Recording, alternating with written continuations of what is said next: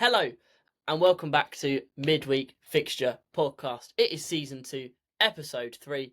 I'm Louis Selling, and of course, I am joined by Annabel Bassett. Today, we're going to be talking about the Premier League. We're going to be going from bottom to top, talking about each club's start to the season, their first 7 games in the league, and a couple will talk about cup games and Europe. But before we start, just want to say thank you for all the support so far on all the videos. Since I've got more consistent content, changed the content around a little bit, more tactics videos, more vlogs. We're nearly at 100 subscribers. I'd like to get there by the end of the year, so make sure to click that subscribe button. But without further ado, let's get into today. Annabel, how are you? I'm good, thank you. Looking forward to the Premier League finally returning. I don't know, it's felt long and short at the same time, but very excited to see all the games back this weekend after the international break. Yeah, international breaks are always long. We've had 2 already this season. Of course, next season, this October break won't be a thing, but we're getting 3 weeks in November, which might be better, might be worse. We shall see. But let's get into the bottom of the league, the relegation zone, the worst team in the league. I'm going to use that very loosely because I don't actually think they've been the worst team in the league by any stretch of the imagination. But that is Wolves. I'll go through their results. A 4-0 loss against City, a 1-0 loss against Bournemouth, a 3-2 loss to Everton, a 1-0 loss to Newcastle, a 3-1 loss to Leeds, a 1-1 draw with Tottenham, and a 1-1 draw with Brighton. I think here, the 2 results that we really need to look at is the Spurs and the Brighton results. I think they've been very, very unlucky there. They conceded in the 95th, 96th minute against Spurs, and then the 86th minute against Brighton. They've been very unlucky there. They probably should have 6 points. And I think they've played better than the results show. The 4-0 against City was not a 4-0 game. They were unlucky against Bournemouth. They played well. Again, Everton, all the results apart from Leeds are very, very tight. So I'm surprised they're bottom of the table. And I think their squad as well is a lot better than bottom of the league. You've got Strand Larsen, very, very big player. Sam Johnson in goal, made some massive saves against Brighton. So, I don't know. I don't think they'll stay there, but you never know. What do you No, think? I agree. Yeah, like you said, I'm shocked at the sort of results that have come from it. As you said, conceding late to Tottenham and Brighton, the Manchester City match as well. I personally obviously watched that, and I felt like Wolves were in the game at times, and the 4-0 was kind of a disservice to them. They just gave us too much space in the midfield that Reinders vacated and hasn't really hit the ground running since. But yeah, for Wolves, when we did our Premier League predictions, which people can go see on your channel prior to the season starting, we did think that Wolves would go down. I think both of us put them around 17th, I'm not sure. Just because of the fact they've lost players like Cunha, where maybe you can see that sort of impact. I don't know how many goals Strand Larsen's had, but I mean, he's really hit the ground running. So you're looking at that kind of drop off from a striker perspective. And then obviously they lost 8-0 to Manchester City, and yeah, even their captain in Nelson Semedo. So I guess players like that, they can hit you in personnel terms. But as you say, I think on paper you wouldn't expect Wolves to be bottom, and maybe they'll claw their way out. But I do still think our prediction of maybe around 17th will be accurate with time to come. Yeah, I think in the end they probably will go down. Yeah, But I also think they're going to be very unlucky, as these results so far show. They're not a team that hasn't won a game yet. They yeah, haven't played like a team that hasn't won a game yet. yeah, for sure. But next up is West Ham in 19th, who I would argue is one of, if not the worst performing teams in the league so far. They started the season with a 3-0 loss to Sunderland, a 5-0 loss to Chelsea, a 3-0 win against Nottingham Forest, a 3-0 loss to Spurs, a 2-1 loss to Crystal Palace, a 1-1 draw with Everton, and a 2-0 loss to Arsenal. Of course, the key thing here is Graham Potter starting the season. Then he gets the sack, and they bring in Nuno Espirito Santo. But the funny thing here is the key result for West Ham is that 3-0 win against Forest. Only West Ham could bring in a manager who's the only manager they've beat this season. But again, are West Ham a team that should be in the relegation zone? They've certainly played like it. But again, their squad is very, very strong on paper with Jared Bowen, Somerville. They're a good team. Yeah, again, I do think there is an over reliance on Jared Bowen in terms of I look at him and I feel like he's their only outlet at the moment. he scored a goal the other day, and I was like, okay, well, who else is actually supplying that? Obviously, they lost Mohamed Kudus to Spurs, and I think that's a big miss. Maybe West Ham fans don't want to admit, obviously, with the whole way that saga went down, going to one of their London rivals. But I think in general, that obviously has an impact, and as you say, a change in manager isn't always easy. I think Nuno Espirito Santo should come good for them. I don't know what you think about that, but I thought he was a great manager at Forest. Obviously, took them to European places, and then just a disagreement with Marinakis meant he's found his way to London. So I think potentially this is a good move for them. I mean, with Graham Potter, I thought he was always on borrowed time. I was in a conference after the Brighton game, which I think you'll remember quite particularly. He was very, almost saying, I don't mind about losing my job. It's not about me, to the point where he seemed quite resigned to the fact that he didn't really mind being manager anymore. So I think that'll only be a positive for them, having someone who's a bit more revitalised. And he's got something to prove and serve West Ham. As you say, on paper, they've got a strong squad, but just not getting the results at the moment. And yeah, they haven't really, I don't know if they've threatened too much. I mean, as you said, that 2-0 loss. So, are they really getting these results and threatening sides? That's something that we're kind of yet to see from them, I guess. Yeah, I agree about Nuno. I think he will come good for them. Will it be enough to keep them up? I think Exactly. so. I Yeah. think Diouf at left back is going to be key to them staying up. He's a fantastic player, and I've said it before, I'll say it again. I think he will go on to be one of the best left backs in the Premier League in Yeah. the last 10 years, if not ever. He's so good with his crossing, defending. He's pretty solid as well. But as a fullback nowadays, defending is slightly less of their job. But Yeah. Nuno will get that defensive side in him in his game a bit more. And in a situation like West Ham, you need a manager that's going to be defensively strong. I said to you many times I would have loved him at Brighton playing his sort of 4-3-3, just that structured counter-attacking football, which suits West Ham very well. Bowen's quick, Somerville's quick, Fulkrug up front just to be that target man. I don't think they'll stay in the relegation zone. I think they will just about scrape. It depends on Nuno, of course, these next few games, how he gels the players back together, gets his style in their heads, but we shall see. I think they won't go down, but there's always the chance that they could. Yeah, exactly. I can't remember where he predicted them, but I do think, as you said, they probably will evade it depending on the other teams around them. And as you say, Nuno's a good manager, but you never know. Lots of managers don't always turn out good. But he's got proven track record in the Premier League with managers like Ruben Amorim. We're seeing sort of struggle. He's from outside, so yeah, I think he should come good. But as you say, only time will tell. Yeah, I mean, you look at their results. A 3-0 loss to Sunderland opening day. Yes, okay, it's a newly promoted side, but you have to take that with a pinch of salt because they're playing off that adrenaline. Sunderland. They also had a very, very good window. They're not your typical newly promoted side, as we'll find out Yeah, very later on in this video with where they are in the league. The 5-1 loss to Chelsea, again, you look at that and think that is disaster, but they conceded 3 set pieces. So if you remove those 3 set pieces, it's a 2-1 loss to Chelsea, and that's not really a bad result. A no, 3-0 win against Forest, again, a very good result. Forest were in a bit of a situation then, so again, you think, okay, but they played very well. Potter changed his system up, and it looked like a turning point. A 3-0 loss to Spurs, not the worst result in the world. They're playing very well. 2-1 loss to Palace. They were on an unbeaten run. Not the worst. A 1-1 draw with Everton. Everton are playing very, very well at the moment. And a 2-0 loss to Arsenal. Arsenal, the top of the league, playing very, very well. So, to be fair to West Ham, they've had a very tricky opening of 7 games.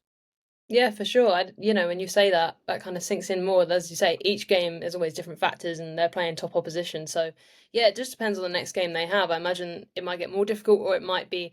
Well, there's no let off really in the Premier League, but as you say, it's circumstantial. So, they just need a little bit of the rub of the green, I imagine. Yeah, they get that. They get a win under Nuno, and I think they Yeah. will start building. But up to 18th, we've got our first newly promoted side, who I thought were going to be awful in the Premier League, to be honest. But they have done well so far. Yes, they're in the relegation zone. It is Burnley. They started with a 3-0 loss to Spurs, kind of expected. Then they surprised a lot of people with a 2-0 win against Sunderland. A lot of people expected Sunderland to win that game. But as is the case, newly promoted sides who play each other, the result is usually the same as the season before in the Championship. They lost late on to Manchester United 3-2 with a Bruno Fernandes penalty. Very, very unlucky there. A 1-0 loss to Liverpool. They should have got a point out of that. Another penalty in added time. A stupid handball from Hannibal. A 1-0 draw with Forest. A solid result. Their annual 5-1 loss to Manchester City. Mm. I mean, you can tell they're getting better because they actually scored against City this season and a 2-1 loss to Aston Villa. So the results have been pretty close. They've picked up a win, they've picked up a draw. Not the worst starts of the season, definitely in their performances as well. They've been very, very good against the bigger teams like Manchester United and Liverpool.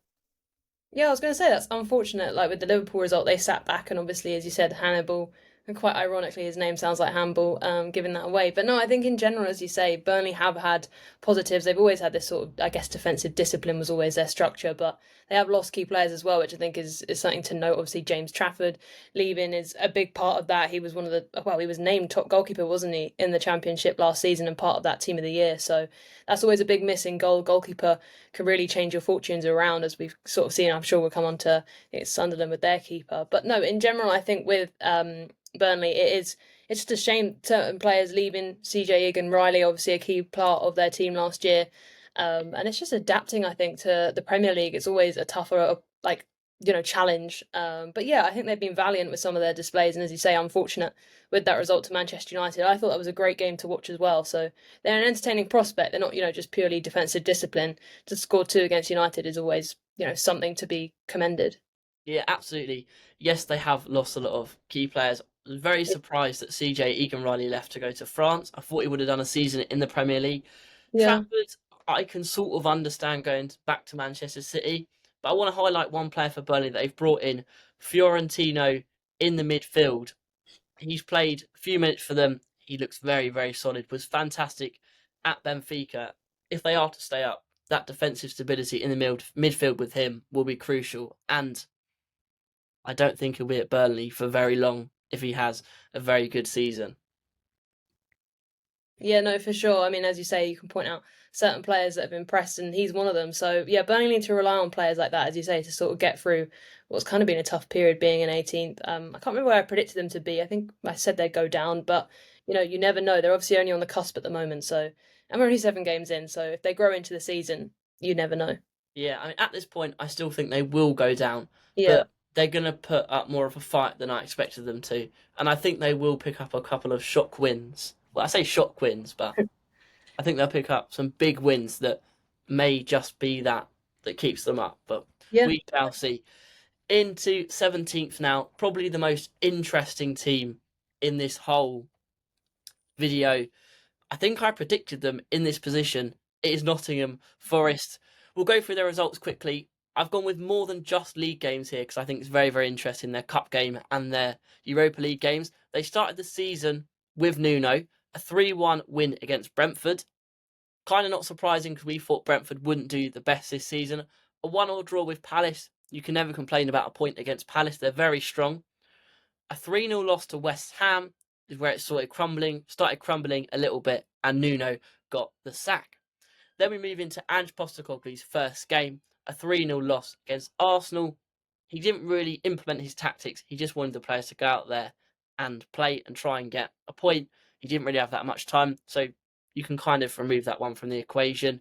Then you move into the League Cup, where Ange said you will see Ange Ball in action on that Wednesday night against Swansea, lower league opposition. They lost 3-2. A really, really bad start for Ange. A 1-0 draw with Burnley. A game that Forest probably want to be winning. I know we just said that Burnley have been pretty good defensively, but a game that Forest need to be winning. 2-2 draw with Betis in the Europa League. Not the worst result against the Spanish side away from home. A 1-0 loss to Sunderland. Yes, Sunderland have been very good, but with Nottingham Forest, that's another game you want to be targeting, saying we need to get a win here against a newly promoted side. Then you have a 3-2 loss at home in the Europa League against Midtjylland, and then a 2-0 loss to Newcastle. It's safe to say it has been a disaster for Ange Postecoglou and Nottingham Forest so far, and I wouldn't be surprised to see Ange sacked if he loses the next game. Apparently, Sean Dyche is the front runner to take over from him, and at the moment, it looks like Marinakis is just failing and failing so far this season. Yeah, 100%. I think if they do bring in Sean Dyche, obviously that'll bring in some sort of defensive discipline. But it's a shame to see how Forest have sort of dropped off from where they were. Obviously, you see Europe under Nuno Espirito, and then not too bad of a start to the season, and then one shock result, and he's out the door. I think, as we said prior in this video, it's more so to do with that relationship that they kind of fell out, and it could, as you say, prove detrimental to Marinakis to basically sack him and then obviously appoint Ange Postecoglou because it's not going too well. Can't say I've watched too much of Nottingham Forest in these last few games, but as you say, those results are poor, especially the one to Swansea. Again, I wasn't watching that game, but 3-2, I don't think that's a result that anyone ever wants to see, and especially a club like Nottingham Forest would want to try and go far in a cup run. But yeah, I'm surprised. I don't really know what to make of Ange. Obviously, he had a disastrous Premier League campaign with Tottenham, then managed to take him to Europe, which kind of paints over the cracks, so to speak. But maybe they're just not aligned. I'm not sure what you think about sort of his style and how he's trying to implement it, and obviously it's not going well at the moment. Yeah, I mean, I don't think Nottingham Forest have the squad to play Ange ball. Yeah. Spurs did okay Yeah. because they had Mickey van der Ven and Romero, who are pretty fast. Well, Mickey van der Yeah. Ven's one of, if not the fastest players in the Premier League. Maria at centre back is okay. He's not the fastest. He's okay in terms of speed. Of course, he's a fantastic player, fantastic defender. But to play that Ange high line, you need players like van der Ven that are going to do it. No Ola Aina as well being injured is a big Yeah. issue. So I don't know. No, I don't. I remember our discussion now on that, as you said, like the sort of high line and just, yeah, maybe their tactics don't align. And we've seen with managers like Amorim and even Pep Guardiola, they're quite rigid in terms of like, this is my base structure of how I want to play football. So I guess you're saying, there's a disalignment or inalignment between Nottingham Forest and the plans for Postecoglou. So it could be a really poor appointment from Marinakis, as you say. And I mean, I don't know if he'll be sacked after the next game. I know you mentioned that. That'd be a very abrupt to bring him in and then get rid of him. But as you say, if they've already got someone who's ready, Sean Dyche, to come in, then maybe we will see that. And yeah, Andrew's third season, which he said would be with Spurs and would be like a movie, is turning into more of a nightmare with Forest. So yeah, a quick turn of events, I think. Well, I mean, there's already been reports that Marinakis is very close to sacking Ange, and they're just going to cut their losses with it. I would like to see Sean Dyche come in because it really would answer the question that we spoke about many times, where Sean Dyche said, "If I had a better squad, I would win the league." And Pep couldn't do what I did with Burnley, but I could do what Pep did with City if I had the City squad. So it'd be interesting to see. At this moment in time, I would not be surprised to see Nottingham Forest be very close to going down, if not go down. I Yeah. said it at the start of the season, and a lot of people said I was crazy, but I don't know, I just don't see it with them. Yeah, no, you called it. I mean, yeah, they've lost obviously Elanga, and I guess I don't know. It's an interesting one, but yeah, I think I predicted them quite high. And as you say, you're sort of proving right at the moment in terms of them potentially going down. I don't know exactly where I put them, but obviously not as high as their previous feats of reaching Europe. I think that's obviously not going to be their aspirations this season. Yeah, I mean, it's kind of early to say Europe's out the window. Yeah, that's Kind of true. is out the window at the moment. Yeah, it does seem it for sure. I mean, not getting a win in their first two Europa League games, especially against Midtjylland at home, is a big, big difficulty for them. For sure, yeah, it's going to be a concern going forward, as you say. But now into 16th, a team who are doing better than I thought they would be doing. I mean, I did predict them in and around this area, but they've played better than I thought they would. That is Brentford. They started the season with a 3-1 loss to Forest. I wasn't surprised. A big 1-0 win against Villa. A big, big result there. As I just said, very surprised there. A 2-1 loss to Sunderland. A 2-2 draw with Chelsea is very, very good. Late equaliser. A 3-1 loss to Fulham. A 3-1 win against Manchester United. A big 3 points there, though United are playing pretty poorly again. And Yeah, then 1-0 loss to City.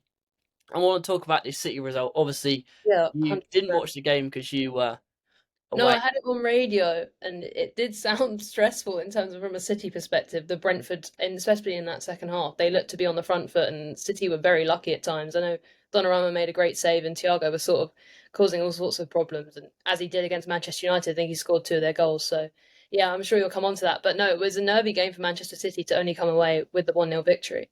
Yeah, I mean, Thiago, you just said I wasn't sure about him at the start of the season, but No, so far he's proved me wrong. I think he's been very, very good.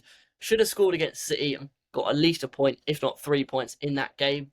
He's very strong up front. He's making runs in behind. His finishing is pretty good. Just look at the Manchester United game. Some fantastic goals there. Again, Kevin Andrews has been okay. He's not got them in the relegation zone, which is a big, big positive. I would have liked Brentford to be aiming a little bit higher, but with a manager that's never been a manager before, if they yeah, stay up, I think they'll be quite happy. And with their results so far, they've been slightly unlucky, I suppose. In that draw with Chelsea, they conceded late on, but they did score a late equaliser. They probably should have won that game. They were very, very good. 2-1 loss to Sunderland. Close game there. 1-0 City, as I said, very close, but two big, important wins against Villa and United. And I think they will be this team that wins one, maybe lose, draw, lose, win, lose, draw, lose, win, which will be enough for them to be in that 12th to 15th, 16th zone. Yeah, like you say, they might just muddle their way through. And as you say, it's an impressive feat if they do, because their manager hasn't really been at this level before, or managed, as you say. But yeah, I think it's also good to put it into context with the players that they've lost, and obviously the manager. They had Thomas Frank, who, as we say, will come on to Tottenham and how high they are in the table. And then losing players like Mbuemo, obviously Visa, it's always going to have some sort of impact. I mean, we spoke about it in our Premier League predictions, didn't we? How them two are the ones to give all the goal contributions almost. And yeah, they're always in double figures. So that's a big miss for them, even Norgard as well, losing him. So yeah, I think it's good to see, as you said, Thiago having that impact, because I was unsure on him. But yeah, he's managing to get goals and threaten, as you said, against City. So I think for Brentford, they've got some positives. And as we said, it'd be great to see them potentially just about model their way through and out of the relegation zone. Yeah, I mean, the only disappointment is, as I said, I would have liked to see them aim higher. I understand they lost Mbuemo, they lost Visa. Kevin Yeah. Sade has been very, very good for them. I'll say that as well. A player I really like. I said that I've always wanted it right, and I like his profile. But last season, at the end of last season, before Frank left and so on, I was saying they could be a team that could push for Europe next season. So to now be talking about them staying up is a little Yeah. bit of a disappointment. Yeah, it's a big change. But we shall see. Up now to 15th, another team who is doing better than I thought they'd be doing. I have them in the relegation zone. That is Leeds United. They started the season with a big 1-0 win at home against Everton. Then a reality check away at Arsenal, a 5-0 loss. A good 0-0 draw with Newcastle, a 1-0 loss to Fulham, a big 3-1 win against Wolves, a good 2-2 draw with Bournemouth. They probably should have won that game as well, and a 2-1 loss to Spurs. They probably should have drawn or won that game. They've impressed me so far, Leeds. I've always said I'm not the biggest fan of Leeds, but I hold my hands up and say I think they're going to stay up. Yeah, I was going to say that. I do feel like with these results, they're kind of what maybe Leeds fans would have anticipated. Like when you read those out, they've got draws against tough opposition, as you said, being unfortunate in some matches. And I think the window was good. Obviously, they can't afford to spend the money that other clubs have. But I think Daniel Farker understands that, and he sort of knows the assignment, I guess, of trying to get the best out of his players. And yeah, I think their probably best signing maybe has been Gabriel Goodmanson. I was hearing from some Leeds fans who were saying that he's definitely an upgrade at left back. And then, you're looking at the impact of someone like Shane Longstaff as well, who, has got that sort of Premier League experience. So, yeah, I think for those sorts of players, that could help Leeds sort of steady them. And as you say, I think they've been more impressive than we predicted. I thought they'd go down, but I'm sort of now having the confidence in them to see them stay up. Yeah, I agree. They haven't been a typical Daniel Farker team so No. far. They've been very strong, very structured, not too much chaos apart from that Arsenal game. But yeah, I think in the midfield, that Ao Tanaka is a key player. He's going to be a superstar, and I'd be surprised if he's at Leeds Yeah. beyond Next season or next season season. after, Season maybe. after, yeah, he's a very good player, Japanese midfielder. But yeah, I just think Leeds are going to have surprised me. They surprised you. I think they're going to continue to surprise. And Yeah. I'm not saying they're going to push into the top 10, but if they stay up, they'll be happy. But Yeah. 13th to 16th, I think they'll be in around there, maybe a little bit higher, 12th, 11th, which is a very, very good result for your first season back in the league, 100%. especially after all the sales they had to make in previous seasons, Jorginho Rutter being one of the main ones. Yeah. Yeah, no, I knew he had left from Leeds, as you say, and yeah, obviously to Brighton, so that's one player they wouldn't want to let go. But yeah, it is commendable what they've done, and as you say, potentially can just about manage to stay up with the other teams sort of struggling around them at the moment. But we are only 7 games in as well. I keep thinking to myself, things can change so dramatically. I mean, we've seen this sort of manager carousel, the sort of same thing can happen with points and positions in the table. So we'll see, but they have definitely surprised me. Yeah. Next up in 14th is another team who are usually in and around this area. I think I put them in and around this area once again. It Yeah. is Fulham. Their results: a 1-1 draw with Brighton. They scored a late equaliser through Rodrigo Muniz, literally in the last 5 seconds of the game. A 1-1 draw with United. Good point. A 2-0 loss to Chelsea. No shame in losing to Chelsea. A 1-0 win against Leeds. A 3-1 win against Brentford. And then a 3-1 loss against Villa and a 3-1 loss against Bournemouth. Fulham are interesting this season. I didn't think they looked very good against Brighton. They looked okay against United. Not the best against Chelsea. Got that win against Leeds. Got the win against Brentford. I didn't see the Villa game, but the Bournemouth game on the Friday night, I actually think they looked okay. And 3-1 result isn't reflective of how the game was played. No, exactly. I think, as you say, they've sort of impressed at times, kind of hit and miss. I haven't watched too much of Fulham, but I just think one of the things that I've pointed out is their lack of goal scoring sort of prowess. I think that's a big dent in their sort of armour, if you like, in terms of contending for these higher positions, as we sort of predicted them to be in and around, I think, 10th to 15th maybe. But yeah, obviously, Raul Jimenez, I don't know how many goals he's got this season, but obviously that in itself shows he doesn't really stand out. And I just think that's maybe something that they're lacking. Yeah, I agree. I like Rodrigo Muniz. I think he's a very good striker and he will develop. Yes. They brought in that winger. I think his name was Kevin. He's very Yeah. fast. He's going to be very good. Adama Traore is always a good player, but his end Mm. product just needs that little bit more. We always say the same thing. Adama Traore, if he improves his end product, he'd be one of the best wingers in the world. Yeah. But they're going to be safe. They're not going to go down, but they're going to be in that boring teams zone where Yeah. you're not going up, you're not pushing for much, which again for Fulham is probably a bit of a disappointment because they want to be pushing higher. They've got a very, very good manager in Marco Silva, and he's very ambitious. He's going to want to be pushing higher. Maybe they could, but at the moment, they're just in and around that mid-table, lower mid-table zone. But I think the interesting thing is the results they've picked up, their draws and their wins, I don't think they've played very well. But their losses, I think they've played all right. Yeah, sometimes that's how it's worked out, isn't it? Is when you sort of win those games where you haven't actually played particularly well, and it sort of just balances out. But yeah, I don't know what to make of them. As you say, they're going to be in and around that block, but it takes time. And as you say, Kevin is a good signing for them, obviously a record signing too. But again, it's just time. I think some teams hit the ground running quicker than others. I'm sure when we come on to Liverpool, we sort of talk about their signings and how we anticipate a player to hit the ground running and they don't, and vice versa. So yeah, I think Fulham have got some good players on their books. It just, as you said, takes time, and they'll be happy at least that their striker did stay because I wasn't sure if he was going to depart. I think there were links with Rodrigo Muniz was going to go. I can't remember where it was exactly abroad, but yeah, so that's something at least that they can also take positivity from. Yeah, exactly. I completely agree. But talking of goal scoring prowess, up to Mm. 13th place, a team that it took them five, Five no, games. I 5 think games yeah. to get their first league goal of the season. That is Aston Villa. Aston Villa sitting in 13th is really interesting. They started the season a 0-0 draw of Newcastle, not the worst in the world in your first game of the season. A 1-0 loss to Brentford, a 3-0 loss to Palace, a 0-0 draw with Everton. Then game week 5, a 1-1 draw with Sunderland, which was their first goal or first league goal of the season. Then suddenly they decided to play like Aston Villa. A 3-1 win against Fulham, their first home goals of the season, and then a 2-1 win against Burnley. They started the season slow, but they're starting to climb, pick that up just a little bit. Yeah, exactly. Sorry, my mic was turned off there. Somehow got some sort of whistling going on with my computer, which I still don't know what's going on. And I don't know what's going on with Villa particularly either, in terms of, as you say, they hadn't scored for those opening 4 matches. Recently got some good results though. I've put down here they beat Burnley and Fulham, so that's always something you can sort of take positivity from, especially considering where Fulham are in the table. They're obviously just a position lower. But yeah, I think again, I always come back to summer transfer windows because I feel like that can really limit a side. I mean, they brought in Marcus Rashford and Marco Asensio during, I think it was a January window, and they both made such an impact in revitalising their side and getting those results that they needed. And obviously, since their departure, you can sort of say that plays a part.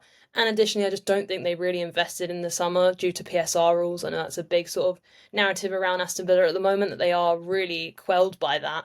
And the fact they only managed to sign, well, one of their key players was Guessand, wasn't it? So, yeah, it's difficult, I think, for them. And yeah, I mean, as you say, only, well, I don't know how many goals they've scored, probably around a handful, maybe like 5. So far this season isn't ideal, and I certainly put them higher. I think I put them 7th. I was looking at my predictions that we made at the beginning of the season, so definitely not matching up. And I think Unai Emery's a great manager from how he's been with Villa in the past. So it's a real big challenge basically for him to help this squad go higher than where they are, because at the moment it's quite low down in, as we said, that sort of boring bracket of 10th to 15th. Yeah, I mean, I don't think Villa will stay in around this area. The last two wins before the international break are crucial. I think Yeah, they'll start building. Marlon's picked up a bit of form. He looks very, very good. I think it'll be key for them. Of course, they brought in Jadon Sancho as well. yeah, they He's did. going Yeah, to start turning up.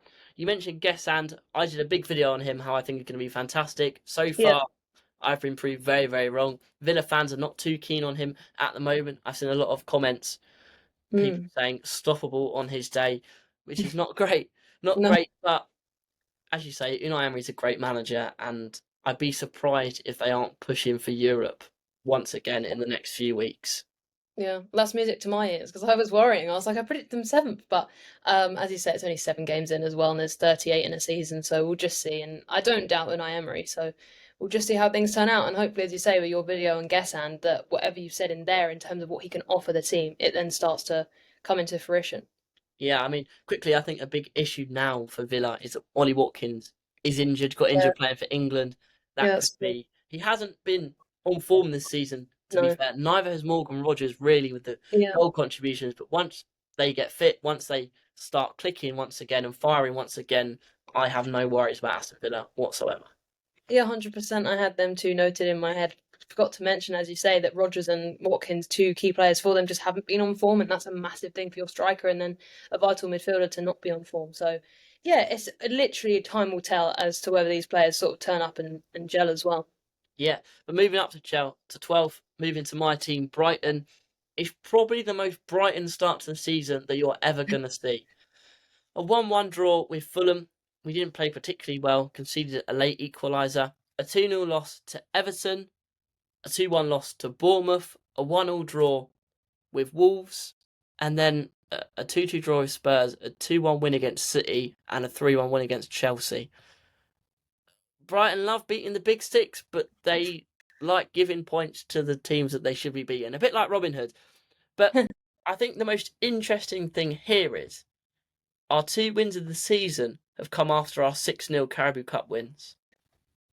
Yeah, that's potential in terms of like positivity. Would you say that sort of helps the team in terms of like morale and I guess confidence, or what would Yeah, you say? a bit of confidence, I think. Yeah, Maybe it's just a coincidence, but yeah, we win 6-0 and then we beat Manchester City. Gruder mm, has a fantastic game against Oxford, yeah. scores against City. Against Barnsley, Diego Gomez scores 4 goals and looks brilliant. Against Chelsea, it's that crucial moment where he bursts through the middle, and then Chalobah gets the red card, which changes the game. It's the confidence then of those players who literally outline two players who did so well in the Carabao Cup. Then that outlines to Hurstler, okay, these players need to play and sort of have more of an impact. And then they do just that. Yeah, I witnessed that first time with Manchester City. Your substitutions made all the difference. Even James Milner sort of against, Rodri's just coming back to fitness. And as you say, Gruder was fantastic. Even Jorginho Ruto with the hold-up play. So, yeah, you've got a good squad, I would say, in terms of that depth. That's something that you definitely have mentioned prior in terms of actually investing how you want to. You had those defenders come in, and then yeah, you've just got quite a lot of squad depth. So yeah, it's impressive to see, and I think that's almost giving Hertzler a headache at the time in terms of who's going to play in that midfield. Because I know sometimes you're an advocate for Gruder, but then you've also got Diego Gomez and sort of who forms that midfield three, or as such the two and the three. So yeah, it's going to be interesting to see how Brighton can build on this, because as you say, they get results against top teams, but then the results that you're kind of more expected to get doesn't always come. But it's all different results as well. Everything's such different factors. But yeah, I don't know. I'm sure you can talk more about it as a Brighton fan, but with Danny Welbeck, obviously that's a concern. He came on and had that impact against Chelsea. He scored two, didn't he? Yeah. But in general, you've been saying to me how you feel he obviously isn't a starter anymore due to his age, and you're looking at Jorginho Rota trying to fill in that role, and it's not always easy and natural to him. But then you've got Seamas as well, who's starting to come into his own. So yeah, what do you think about sort of Brighton with that goal scoring quality? Yeah, I mean, you mentioned a few things there. Squad depth, I'll touch on first. Yeah, Brighton fans have been very critical of our squad depth, that that's we don't have interesting. much of it, or Yeah. heard not really utilising it, which I think is really interesting. Mm. Yeah, Not wrong, Minte's been our best player this season without a doubt. 100%. Yeah. We don't have any other right winger. Gruder Yeah. can play there, Gomez can play there, but they're much better in the middle. Matoma hasn't started the season very well, and I think that's a big reason why we're sitting in 12th. Yeah. I've said to you on a few occasions, I'm not against just throwing Tommy Watson in and Yeah, seeing what he can do there. Defensively, Van Heck's had a couple of dodgy games, but mostly has been all right. De Kuiper's been very, very good. Kadioglu's surprised me a lot. Stop playing Weefer at right back would be lovely. Put him in the midfield if Balaba's not playing very well. That's yeah, another big thing. Balaba hasn't been great so far. He's getting there. He's building back up. And I think he come by Christmas, I think he'll be back to his best. But I'd like to see Weefer in the midfield. I'd like to just see a fullback pairing of Kadioglu and De Kuiper. Just go and attack, try and score some goals. We can't defend anyway, so we might as well try and score some more goals. yeah, Dunk's been okay, but I'd like to see Coppola or Boscagli get a chance because they've impressed me. Yes, I know it's in the League Cup against Championship and League One opposition, but Dunk's been done for pace on a few occasions. No fault of his own. As you get older, it just happens. The yeah, midfield, Diego Gomez, Yasna Yari fighting for that number 8 position. Gomez has been okay in the 10, but I want to see him in the 8. He was very poor against Wolves, which was a shame. But yeah, Yasna Yari, Gomez in the 8. Hinchell coming back as well. He's a really, really important player. In the 10, Gruder or Georgie, I'm happy with either of them. I think Gruder, if he doesn't become a starter soon, I think we'll see him gone in January or the summer. He needs to be a starter. He wants to be a starter. He's in the new Adidas advert with the new Messi boots. That man wants to be a starter. He needs to be a starter. Then you touched on it up front, Danny Welbeck. I love Danny Welbeck. He's our all-time Premier League top goal scorer. He's been fantastic for the club, but he hasn't got the legs anymore to be a starter.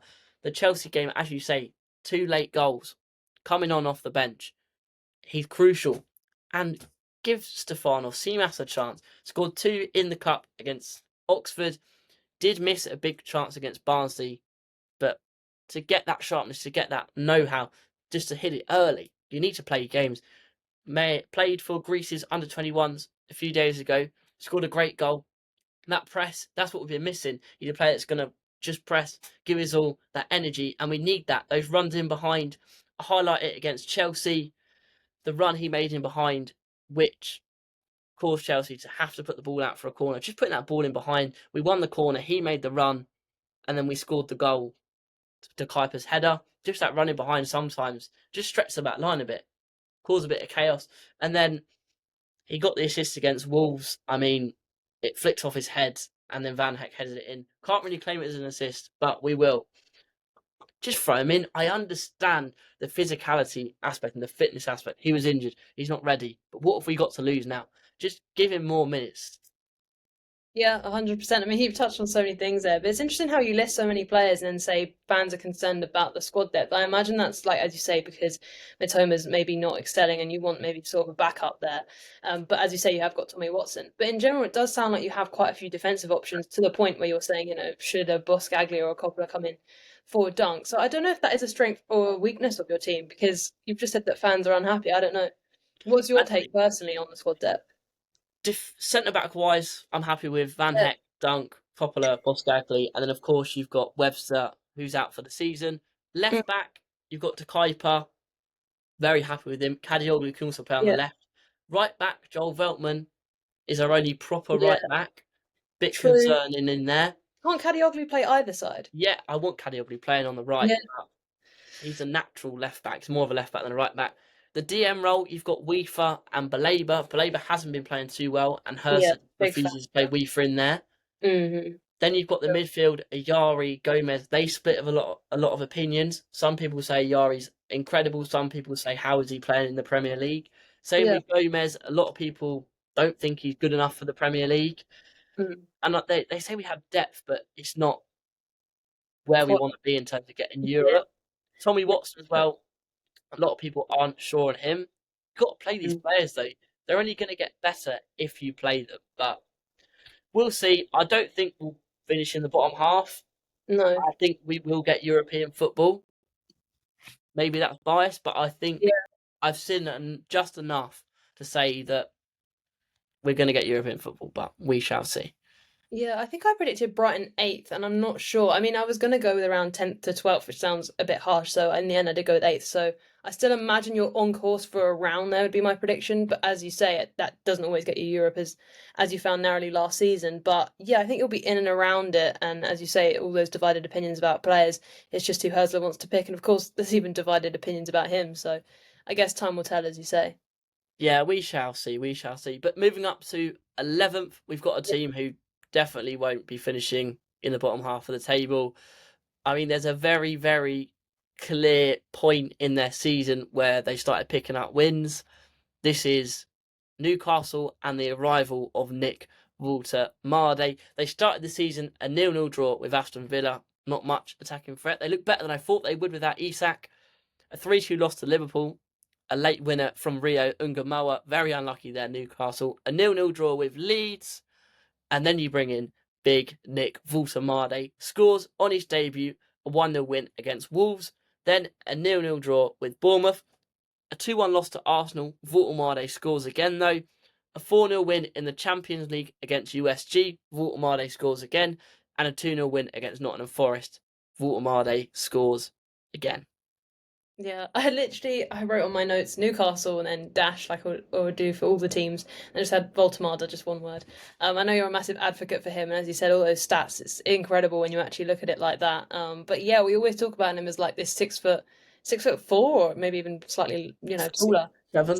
6'6", yeah, 6'6", 6'7", sort of messy in terms of these two combined abilities. Me and my dad say he's like a hybrid striker in terms of his strength, but also, you've got his pace and then also his skill. Like we said, he's quite intricate with his feet in a similar way to Messi. So I think he's a great addition. They need someone like that, as we said, with Isak leaving to Liverpool, and you've seen Voltamada hit the ground running quicker than Isak has. So I think Newcastle fans are over the moon, even more so than they would have predicted. And with Visa being injured, then we're imagining when he comes back in just how much more threatening they'll be. So yeah, I think they're a really good team. I mean, I like the players like Gordon. I don't know, is he injured? I don't know if that was something that came out recently or No, he I'm has suspension.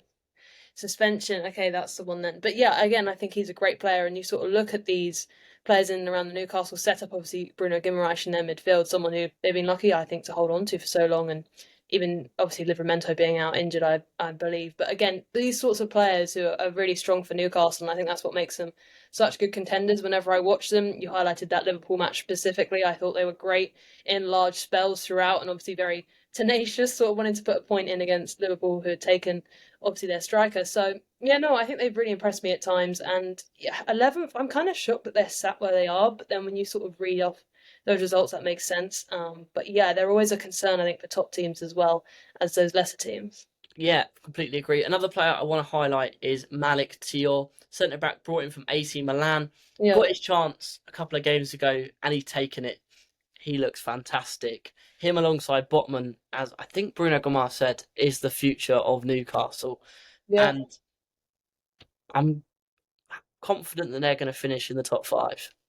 No, I don't know where I predicted them originally, but as you say, they're very impressive, and I'm shocked to see them in 11th. But only 7 games in, they probably will push for higher positions. I think I want to say like 6th or 7th, but I Yeah. actually can't remember. So probably in and around there. Yeah, I mean, you got to keep Voltamade fit. A player that plays like him with his anatomy is going to pick up injuries. That's just the way it's going to be. They've hounded him very well so far, missing a few games. Just take that loss, take that hit to have him fit. And it's worked so far, scored 3 games in a row. But yeah, we shall see with Newcastle. I'm confident they're going to get European football once again and do well in the Champions League. But now, moving up to the top 10, the top half of the table, a team who haven't played very well, but they're sitting in 10th. Not where this team wants to be sitting, but they are. A 1-0 loss to Arsenal, a 1-0 draw with Fulham, a 3-2 win against Burnley, a very, very late winner. A 3-0 loss to City, a 2-1 win against Chelsea. Very surprising, that win there. No one expected that. Then a 3-1 loss to Brentford and a 2-0 win against Sunderland. Of course, this is Manchester United. And I'll let you take the lead on this one. Oh God. I mean, where do we start? I mean, I'm shocked that they're in 10th. I thought they'd be lower somehow. I don't know. I feel like, the media love to sort of talk about Manchester United and that narrative of Amorim being very rigid and adamant in his structure. And that's something that is continued to play out where he's like, I'm not changing my system.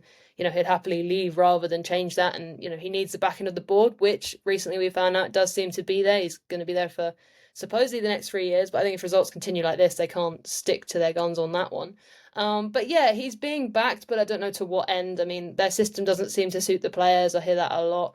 Again, I don't watch Manchester United week in, week out, so I can't attest to that too much. All I can comment on is, and I'm sure that's why you've sort of come to me, is especially that Derby loss. I thought Manchester United were all over the place at times. I mean, that backline was exploited so easily by Manchester City and in playing Erling Haaland in behind, and I thank them massively for that because City since have utilised that a lot. And yeah, we're seeing Haaland's strengths really play out, but the reason that came to the forefront, yeah, and I'm sure you'll want to chip in on how you've always said you need to play Haaland in behind. I mean, his Dortmund days really showed that's his strength. But no, I think the backline was completely in disarray. I don't know what structure they're trying to employ. The fact that they're supposed to be in these rigid structured positions, and yet we always seem to find them not where they're supposed to be. And I think Bruno Fernandes has even come under heat, one of their best players in terms of not doing his duties, playing in a bit more of a defensive role that's not kind of his style, like against Manchester City. He let a player run past him. He's not that aware. But yeah, I just think it's not really working out for them at the moment. And once again, it seems another manager at Manchester United is not living up to the standard they had prior. We've seen players like Højlund leave, and then they do really well. And it's, Anthony, where does this come from? McTominay, at Napoli. So it is very interesting to see. And I imagine if Amorim was to get the sack, it wouldn't be the end of his career because, again, he can go to another club and potentially pick up that form he had with Sporting. So I don't know. There's a lot to unpack, and I'd like to hear what you think of Manchester United. It's a case of trying to fit square pegs in round holes with Amorim at the Yeah, moment. I've seen that As quote you a lot. said, Yeah. with Bruno Fernandes, Yeah. that's not his role, man. It's not his role. They No. have very good individual players, but you put them in the wrong positions. Sesko's an unbelievable striker, and you're Yeah. making him look rubbish at the moment. Same Yeah. with Mbuemo, same with Cunha. It's just Amorim's just not the right fit for United at the moment, and not the right fit for these players. But interestingly, I saw a stat that United are very high, if not top, in the XG table. So is that Well, they're not the players letting Amorim down a little bit by not finishing their dinner? I actually think so, partly. I watched the Arsenal game right at the beginning of the season, and I was, impressed at how they breached Arsenal's backline, the best defence in the league, by a mile in my eyes. So you're looking at that and you're saying they managed to create opportunities, and Buemo had a few shots that he missed. So as you say, and even Sesko, I think, who's just about managed to score his first goal in however many games he's played now, probably around 7, I'm not sure. But no, so you're looking at it and you're thinking these sorts of players, they're creating opportunities, but they're wildly missing. This happens to a lot, and they say it's the pressure. Potentially, it is of playing for Manchester United. But as you say, potentially that people aren't looking deeper. Which is, if you watch the games, the players are missing. It's not necessarily Amorim's fault. He can't physically get on the pitch and score the goals for them. So yeah, I think in time, as we always say, Manchester United make good signings. It's just about time of whether they're going to be able to live up to their hype, so to speak. Yeah, I mean, I don't think they've played very well, to be honest, and that Mm, largely comes down to Amorim. It's just Amorim and his system, but they have missed quite a few chances, which is exactly. always a big problem. But now onto a team who's probably, I want to say, surprised a lot of people. Hasn't really surprised me because I thought they'd do very well. I mean, I had them to just stay up in 16th or 17th, but I said they could probably go higher. That is a newly promoted side. That is Sunderland.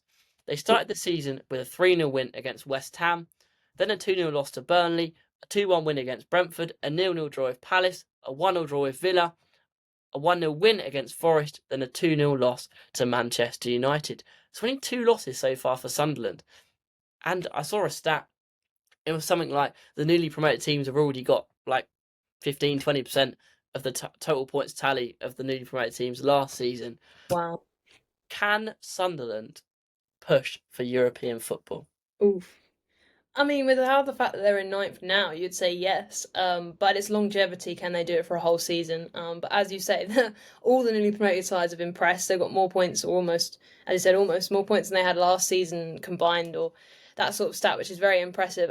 But no, specifically to Sunderland, obviously they spent a lot during the window, brought in 15 signings, so that's something that is always going to turn heads. And yeah, I think they've proven themselves in terms of their goalkeeper, I think, has been quite important for them. I mentioned it earlier in the video. We were going to come on to Robin. I don't know how to say his surname. Is it Roofs? Roofs. Roofs. But yeah, he's been a revelation, I think, for them. His save percentage is 77.3%, or 77.8% I've got here. So yeah, he's one of the top keepers in the league at the moment. Obviously, you got other keepers from Arsenal and City who may be slightly above, but in general, I think he's been very impressive for them.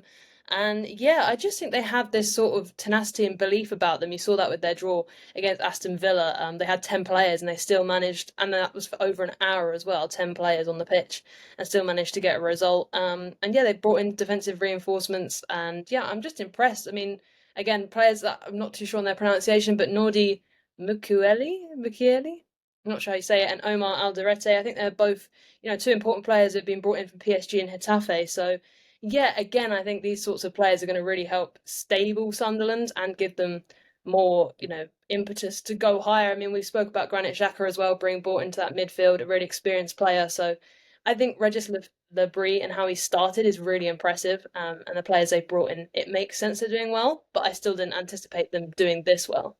Yeah, I mean, you've highlighted a lot of players there, but you haven't Yeah. highlighted the key player.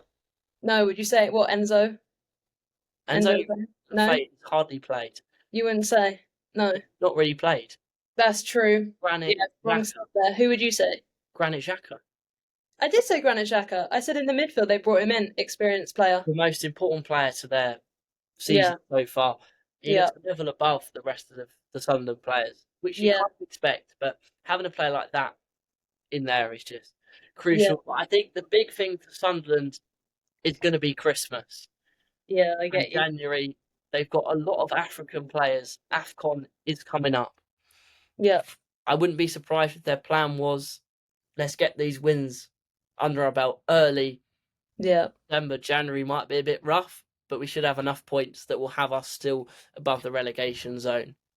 It's a good point. Definitely, the games come thick and fast in Christmas and January, and that's something for every team to adapt to, especially if you've just come up. But no, it's been impressive so far, and as you say, those points may just help them because they're sat very high at the moment in ninth.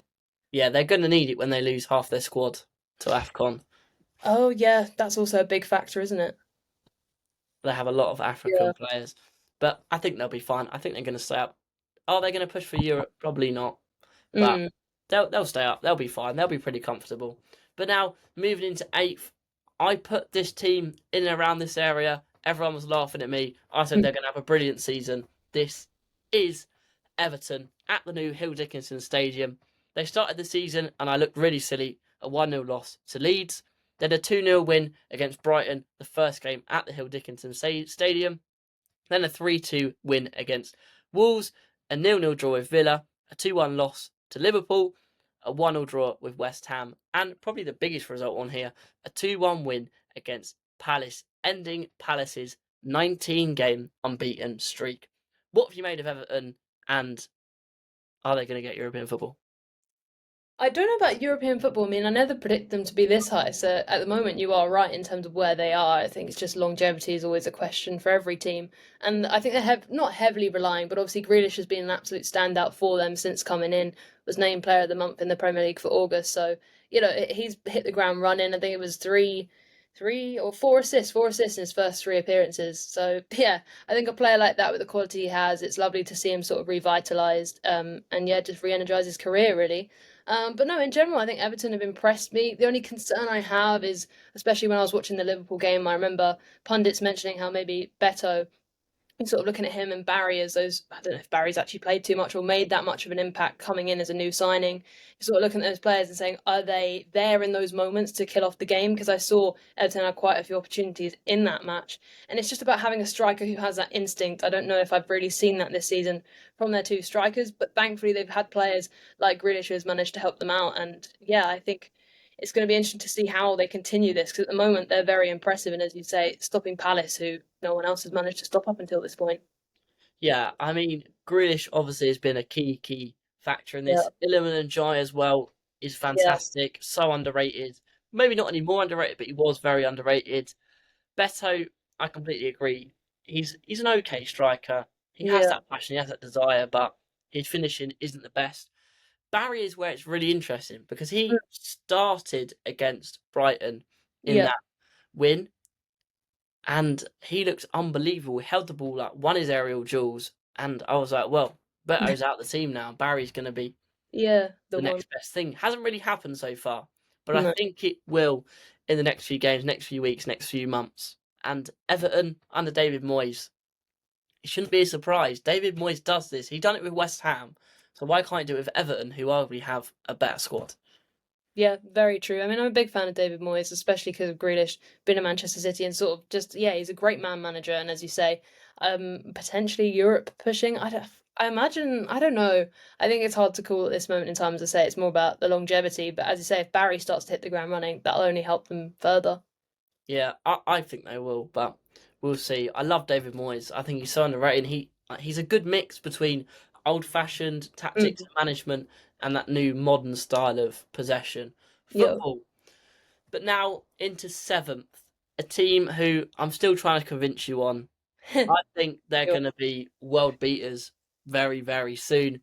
They have very good young players. They have arguably the wonder kid of the Premier League Mm, in Esteval. Of course, it's Chelsea. They started with a 0-0 draw against Palace. They probably should be beating Palace, but then Palace are very strong in terms of their unbeaten run, so not the worst. A 5-1 win against West Ham. 3 of those goals were set pieces. I highlighted that for West Ham as a really bad thing, but for Chelsea, scoring 3 set pieces shows that something is working. A 2-0 win against Fulham, against their rivals. Big win there. 2-2 draw with Brentford. They looked to have won it with Casado right at the end, but they conceded a late equaliser. All down to Garnacho. Didn't follow his runner. Then a 2-1 loss to United. Very surprising. They didn't have a player sent off there. Then a 3-1 loss to Brighton. Another player sent off. They conceded 2 added time goals, but they looked unbelievable in the first half. One of the best teams I've ever seen us play against. And then a big 2-1 win against Liverpool to get back to winning ways. Esteval right at the end. Enzo Maresca going crazy, getting a red card. But I think the biggest thing here with Chelsea, as I've said on most of the games, is the red cards. Yep. Yeah, I mean, it's a pattern we saw with Arsenal, and now it's a discipline sort of creeping into their London rivals. I think it's a big talking point, as you say, in them dropping points. But no, I think Chelsea are very impressive. I have said to you, the amount of players they have is my concern, and also my love for the team in terms of the amount of attacking array of talent they have. Then it's also how do you manage that? And I was very shocked. Obviously, it was only the opening game when they drew. I think it was 0-0 with Crystal Palace.